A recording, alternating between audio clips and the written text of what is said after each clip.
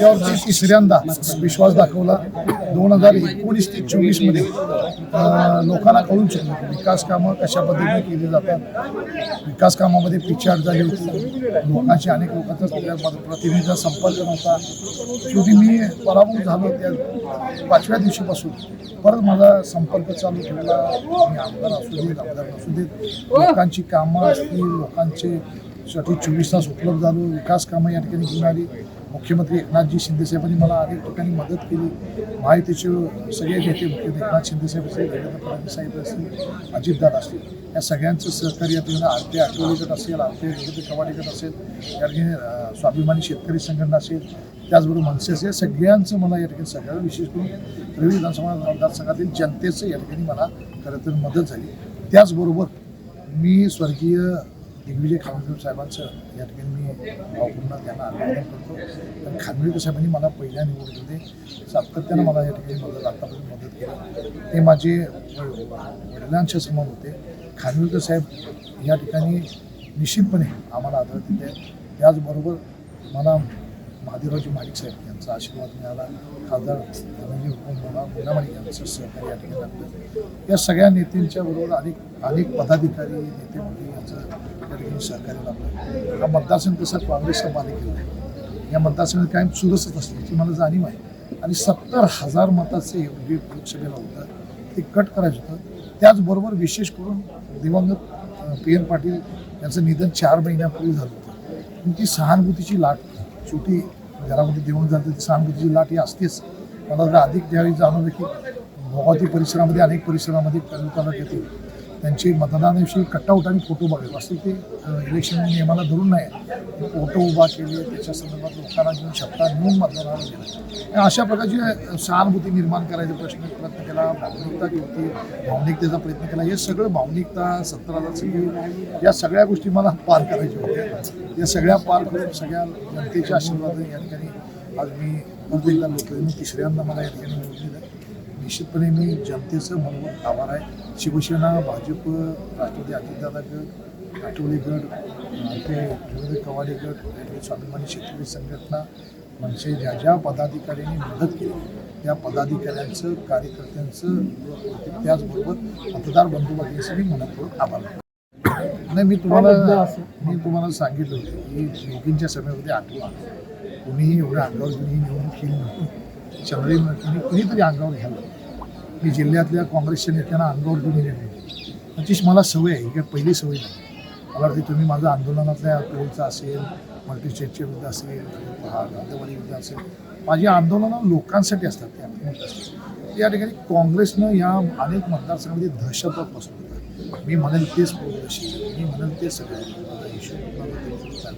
माझ्या मतदारसंघामध्ये आल्यानंतर अनेक गोष्टी माझ्याविरुद्ध बोलल्या गेल्या. सगळ्या गोष्टी मला वाटते मी शेवटी लोक बघत असतात. असं माझा मतदारसंघ त्यांचा पूर्वीचा मतदारसंघ फेरीचा मतदारसंघ त्यांचे गगनमोळे प्रभावशाली हे माझा मतदारसंघ तसं प्रभावशाली क्षेत्र त्यांचा कॉर्पोरेशन जिल्ह्याच्या नेत्यांचं प्रभावशाली क्षेत्र आहे. त्यांना जिल्हा मध्यवर्ती बँक असेल जिल्हा दूध उत्पादक संघ असेल विविध संस्था असतील छत्रपती शाहू महाराजांचं या कार्यक्षेत्रामधलं असताना सगळ्यात त्यांचं जे कार्यक्षेत्र आहे त्यांच्या प्रभावाखाली हे सगळे प्रभावशाली व्यक्तिमत्वांचा प्रभाव याच्या या नेत्याच्या प्रभावाखाली हे येते.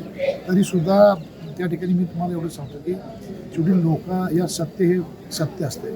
फक्त गेल्या वर्षी मला अनेक लोकांनी तिसरी टर्म होती कुठंतरी मला पुढं संधी मिळेल आणि मग या ठिकाणी ही संधी त्याला नको रस्त्यावर उतरणाऱ्या माणसाला एखादी संधी मिळाली तर आपल्यापेक्षा कोणतरी मोठा होईल. सगळ्यांनी मला वाटते प्लॅनिंग करून माझा त्यावेळी पत्ता कट केला कार्यक्रम केला. अशा प्रकारचा कार्यक्रम यंदाही करायचा त्यांनी प्रयत्न केला. परंतु सत्य असते. नीतिमत्तेनं मी लोकांच्या बरोबर सेवा करण्याचं काम केलं.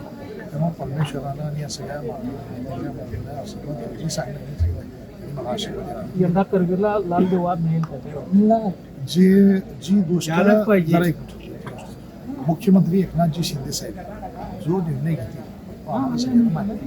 प्रत्येकाची इच्छा असते. मी जर माझी तर विद्यार्थी चळवळीपासून मी काम करतो. आज 35 वर्ष काम करतो. विद्यार्थी चळवळीमध्ये काम केलं. माझं कार्यक्षेत्र फक्त करवीर मतदारसंघ नाही आहे. जिल्ह्यामध्ये माझे विद्यार्थी चळवळीमध्ये अनेक लोक आहेत. 5 जिल्ह्यामध्ये मी त्या विद्यार्थी चळवळीमध्ये काम करत होतो.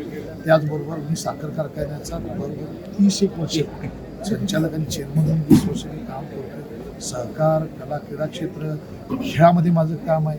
खेळाच्या मध्ये माझ्याकडे कुस्ती संकुल आहे. या ठिकाणी मी स्वतः खेळाडू आहे. माझी नेमबाजी प्रशिक्षक केंद्र आहे आणि खेळाला मी या ठिकाणी प्रोत्साहन देतो. खेळाला कोणीच खेळाचं पैलू पडायचं काम या ठिकाणी रात्रंदिवस मी राबलो.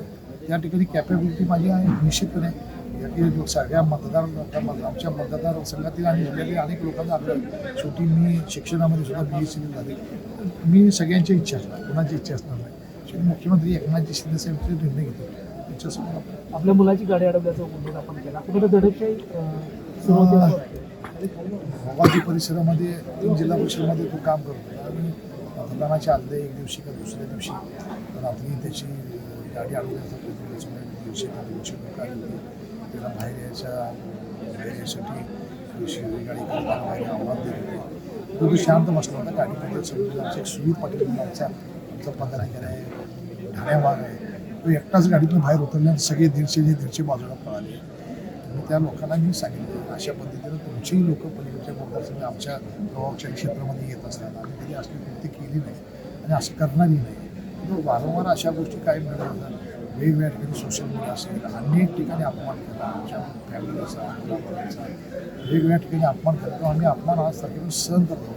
शेवटी मी खेळाडू आहे आणि मी त्या ठिकाणी चांगला रनर आहे. त्यामुळे मला माहीत आहे की खेळाडू क्रिकेट आपण करतो. तर अशा प्रकारे दडपशाही या त्यांना हे माहीत नाही मी त्यांच्याहीपेक्षा आक्रमक आहे. या सगळ्या लोकांना आक्रमक शिकवायला मी त्या ठिकाणी त्यांनी अशा पद्धतीने कृत्य करू नये. त्यांना निश्चितपणे या ठिकाणी सल्ला देतो.